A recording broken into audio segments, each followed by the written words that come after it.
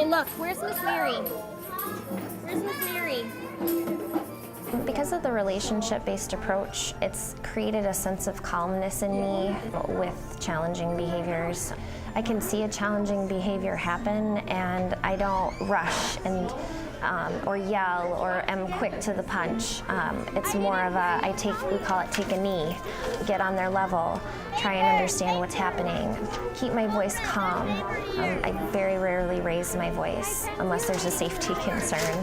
But I have noticed that the more calm that I am and the more that I approach it very quickly, but also individually, it seems to alleviate the behavior quicker. I think a change I've seen once using the pyramid model has been really communicating with my staff and having a great team before the pyramid model. I felt like sometimes we were all on different pages and you don't know how to approach a coworker if you don't want to give them a good idea or something like that. Like you don't want to be critical of them, but the pyramid model has really given me a way to talk with my coworkers and create a really great team for us to communicate and know that we're all working on the same thing and the same goals. Show me how you play guitar. No. No, not this morning. I know. There have been a lot of intrinsic changes within our staff. I think a lot of times when we're thinking of education, we're so used to the traditional model of we do the way that we were taught. So the beauty of the pyramid model is that it really exposes teachers to really look at themselves and not so much look at the child or the behavior. It's more so we know that they're children, we know that they're trying to communicate. So what is it about myself that I have to change in order to identify that child? Look at the timer. What do you say? 5 more minutes. I've seen myself go from being very authoritative as just I'm big, I have a big voice, I talk loud, sometimes I can be very commanding, and to the pyramid model and the strategies that we're learning have helped me to recognize when it's time to draw that back and let the process take care of itself. Patience is key because a lot of times, coming from the experience of being in education, we typically would get so frustrated because we didn't necessarily know how to help a child. Now, understanding the whole socio-emotional framework of the teaching pyramid, it helps me understand that it's okay. It's not going to happen overnight. We have to celebrate small successes. And if a child can go from, here to here, that's something that should be celebrated. And we should focus on that instead of expecting a huge transition within a child. Since implementing the model, I've seen children be able to work through solutions better. I have toddlers, so obviously we still have lots of tantrums, but they are shorter, they work through them.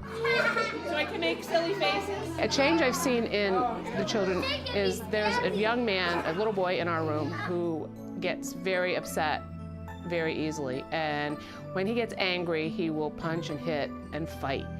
And when we have engaged in the pyramid model strategies, such as giving him time to cope, giving him time to calm down, helping him problem solve, getting him engaged in a different activity, the anger is much less, the frustration is much less, and the time that he needs to cool down is much less. Class, What? are you ready? For what? Tupac, For what? popsicle. Our hands are high, our feet are low, and then we call you popsicle. We've seen a lot of changes in the children, specifically to their behaviors in the classroom or different coping skills when an issue arises, maybe with a friend in the classroom, and how the teachers are responding to that. Then the children's responses really start to change.